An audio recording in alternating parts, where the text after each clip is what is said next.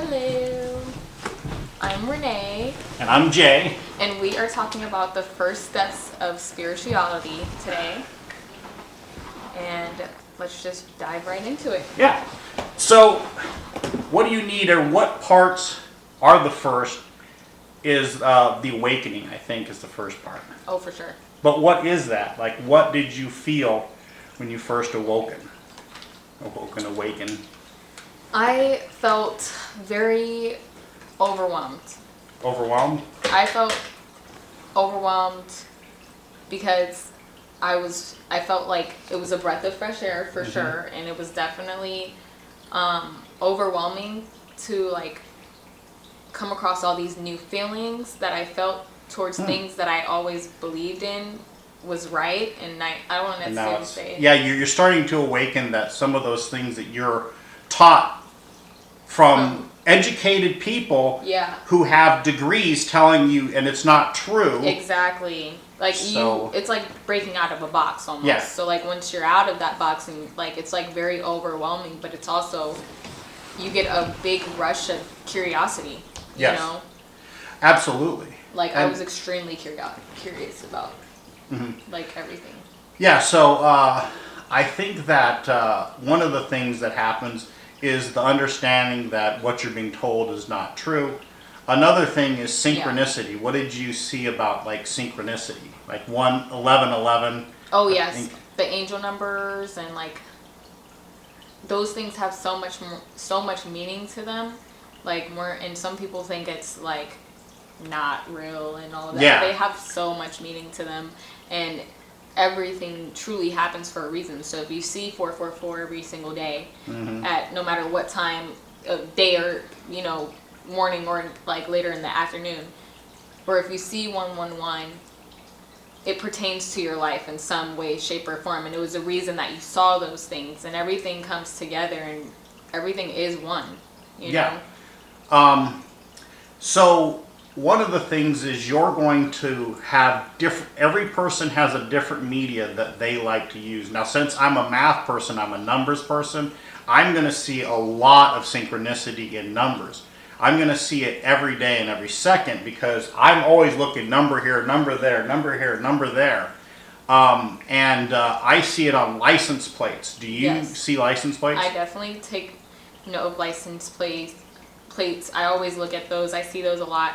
I really see it throughout my cellular device, I'd say. Like just like being on my phone, like looking at a time that someone sent me a text message for, or like working, I got a tip, $3.33. Like, yes, okay, yeah. Something like that. The bill is another thing. Yeah. When you get a bill, you're like, okay, so what does this mean? Yeah. One of the things you're told is that when that happens, you want to know what you were thinking right before you got that. Exactly. I believe this is how it works. Angels don't work in space over time. They work in time up and down over space. Right. So they know that you see it at this time. So what they do is they cue your mind to think about something. That's the lesson that they want you to think about.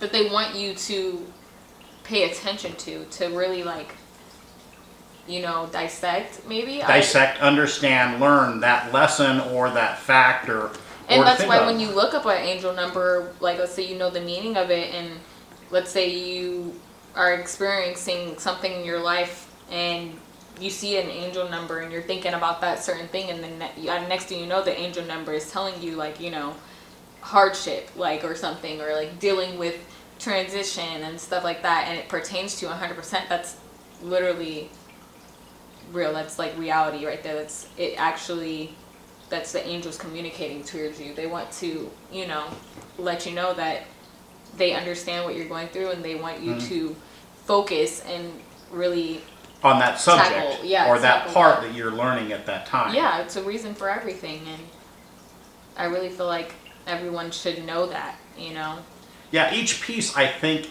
is something different than the next each time you see it. You see 444 sometime, and 111s and 777s, and each time as you're going through life, because obviously in 3 months you're going to be different. Yeah. or 3 years, you're going to be different. You go through different situations in life, but also every lesson, you can, with every lesson and every situation you go through, they definitely apply to those. Like, you can go through the same situation, but in different circumstances.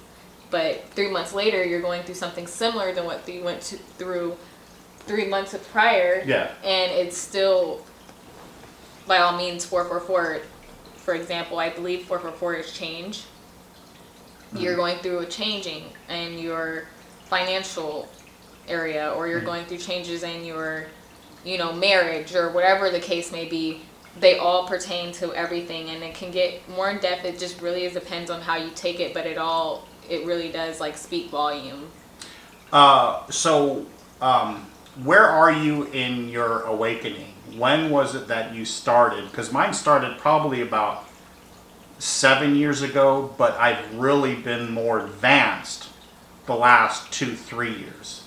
I remember when I woke up, it was in 2020. Okay. Yes, it was during COVID. I had nothing. Wow. Yeah, the waking up time. Actually, the COVID is the awakening. Yes, it was literally during COVID. So that's when I just remember it vividly. I woke up and I was literally like walking through Walmart, and I was like, everything's a lie. Everything's poison. Oh. Everything's like, I literally like was just like, I remember it so vividly. Like, it was just kind of like, wow, like this is like, COVID like was a very like time, like awakening time, like you said. Yeah. Like, a lot of people were waking up. We had nothing but time on our hands. We were at home in our houses. Nothing to do. Nothing to do. I started doing my research on spirituality. I started really, like digging in and like reading and like, and that's when it really like opened my eyes. I read the book, The 7 Spiritual Laws of Success, and that, those are good. Yeah. That opened up my whole entire, like, it expanded my mind on that whole topic of spirituality. And ever since then, I've been going really deep in. I want to say where I'm at now in my spiritual journey is, I'm definitely still very curious. Are you like, okay, so like how beginner are you, medium, advanced, expert? Where are you at? Or like from a 1 being just the day you started to 10 being Buddha? Oh yeah, I'd say I don't think anybody's even at the 9 or 8 level, but no, I definitely say like 4. 4? Yeah, that's fine. I'm like medium to advanced, and I know that I have so much more like opening up to do. I know that I'm capable for sure, and I know that I have endless opportunity to expand my mind. It's just when you're diving into spirituality, it can be very overwhelming just in taking all that information and there's and a you lot have to extra. You really have to dissect it, and you really have to understand it. If you don't understand it, then you're not aligned 100%. Yeah, So, and you want to keep in a line, you want to keep balanced so that you are a balanced person, balanced in your spirituality, and then continuing on the path that you're supposed to. Yes. One of the things that I struggle is I sometimes then go off of the path. yes, I agree. And the easiest way to tell if you're off of the path is if you get mad. If you're easily angry. Now, like the last, I've had like a few people die. And so in that time, I'm mourning. So I can't really succeed or proceed on the path so much I'm sitting down concentrating, because I have to process those deaths and live in this life where I'm kind of spiritual. And you're trying to balance yourself. Yes, trying to balance myself at the same time. I'm just sad. Yeah. There's so much that comes with that too, and so much emotion that comes with grieving and mourning too. So. And your life too. Like, you're a single mom, so you have a kid you have to raise at the same time you're being a spiritual person, go to school, go to work, and do all these things. And so then certain things become more important. Yes. And as a spiritual person, and then learning how to then go, because you want to go to the advanced. You know what I mean? Oh, absolutely. Yeah. So I would say I'm probably closer to where the advanced is. That's all I do all day is concentrate on this stuff because I love it, not just because I want to learn the education part of it. No, I just want to be more spiritual because I love that feeling.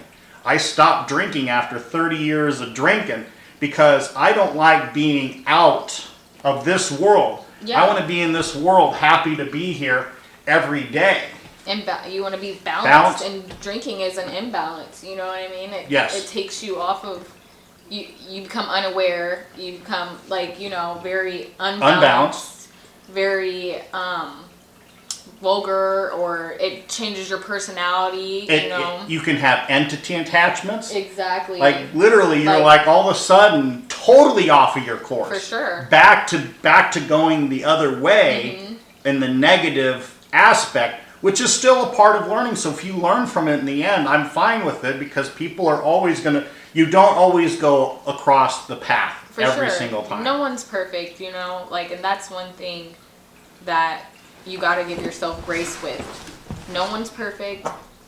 No one is able to remain on this one accord and stay every single time, every day, all over perfect. 24/7. We all fall off. I definitely can agree with you on that. I definitely unalign myself. I go off track quite a bit, and it's as long as you're aware of it, I'm very much aware of it. I know when I'm aligned, and I know when I'm not aligned. And so I'm gonna give you a little demonstration, because a lot of people they're like, okay, so what do you mean on the path, right? Yes. And I like to show it three-dimensionally. I want to see it. Okay, so when you're first going, you're right here, you're not awake, right? Yes. You finally become more awake, and then you're like, I have to make a decision, right? Yeah. I want to go on the right path, right? This is the right path, and this is, for us, this is service to others. Yes. We want to serve others, and this is service to self. Yes. And we're like, oh, we're going to do here, but as we're going, it goes in here. So this is the plane where everybody exists. Yeah. Nobody just stays on that right path. Agreed. And nobody just stays on the left path where they're always just serving themselves. Yeah. They're somewhere here, and they're like, oh yeah, I'm really going here, and then they go here, they go back. Throughout everything, they're in the pool of everyone. Of this little sand path, or this little place which is our earth. We're just on here kind of moving around back and forth, but we want to tend towards here. Yeah. We want to stay as aligned as we can be. Yeah. And remember, our lessons, each time we have a question, are we going to do it or not? And are we going to do it yes? Are we going to do it not? Right? And then you're going right or left. Right or left each time. And so we're always going to be staying in here, but we just want to constantly go closer. And then this is the path where I'm not as angry because I'm feeling like I'm on the path. But shit happens in our world. Yeah. And we start going back here, and we just start, oh my God, I don't know why. Why am I so angry? Why am I do this? I'm processing. I'm learning that lesson. And especially, relationships with others that are, especially male to female relationships. Yes. That shit gets all over here. Oh, absolutely. It gets all over. Relations with your family. Relations with your mother, your father, your cousins, all the friends, anything. Woo! Friends, yeah. You could have that stuff could just get crazy. It can take you, it can unalign you. People can take you off your path. Yes. People can trigger you and make you angry, and now you're more unaligned than what you want it to be. Like, it's a natural. People can bring stuff out of you. So. And also, people can bring you back. They definitely can. Yeah. So, like, your angel maybe, this person is really. I mean, they were just doing so well, and then they just cut back, and they just came right along this path. Because they were like, this was just too hard for me. Yeah. But it's not like all of a sudden, and then they meet this person, they're like, wow, they just made a 90-degree turn and just kept right back over here to the path again. They can ground you. They can help you become a better version of yourself. And they can heal you as well. So that's one thing that you got to take into consideration. Thanks for the amazing demonstration. It does. It helps. And this thing, it was heavy as heck. Oh, it is heavy. I was like, oh my gosh. You'll have to show it up. Yeah, I think that. Yeah. Yep. Smile like you're Vanna White, right? So I like to think about it as a three-dimensional plane, like it's actually, because directions, they always have it. So the cross is one of the things that they use, but it's just left and right. They don't really show you that it's a whole path. Like you're walking along the path, but it's not.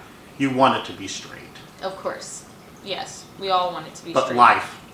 Life isn't a one-way tree. It's not a one-way tree, and it's not. You can go backwards, you can go forward, you can go left and right. And yeah, it's just like the leaves and the branches and the everything that you see, the trunk. Yeah.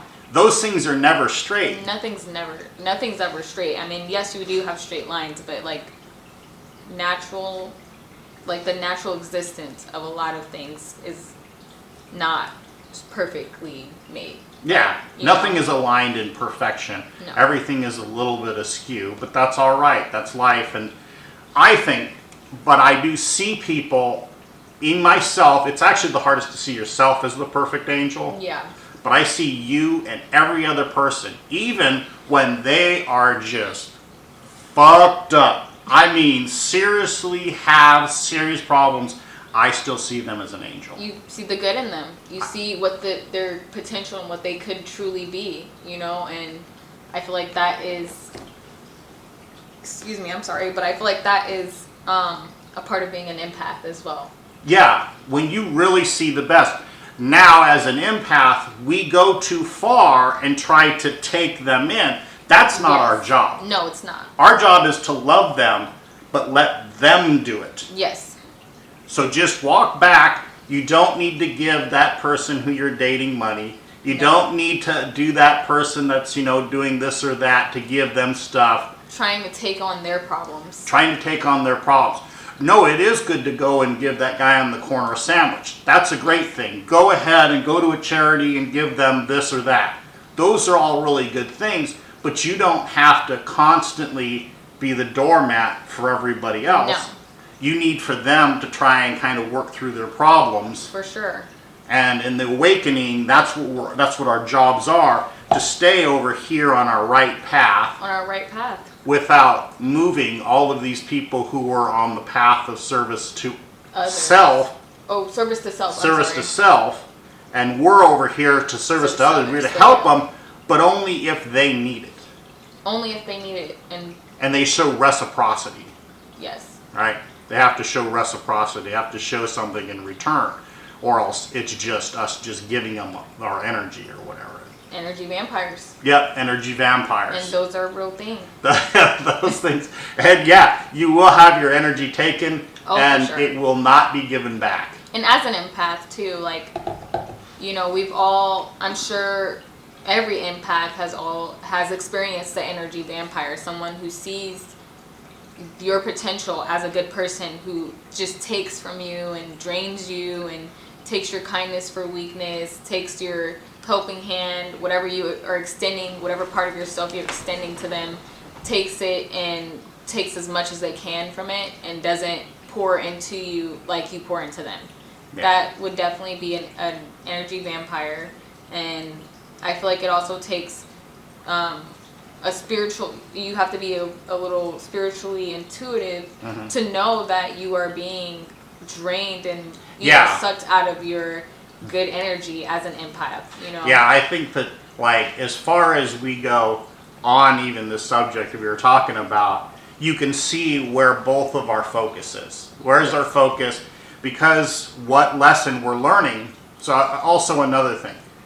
We are both on the, we need to figure out how an empath and a narcissist relationship works. For sure. So everything is going to go back to the same thing. How is our relationship with us and this other person on this path? Yes. How do we coexist without us getting just pulled into their world, their literally into their problems, their issues, their life that has nothing to do with us, but yet we take them on as if they're our problems. Yeah. So again, we're talking about spirituality in the start of it.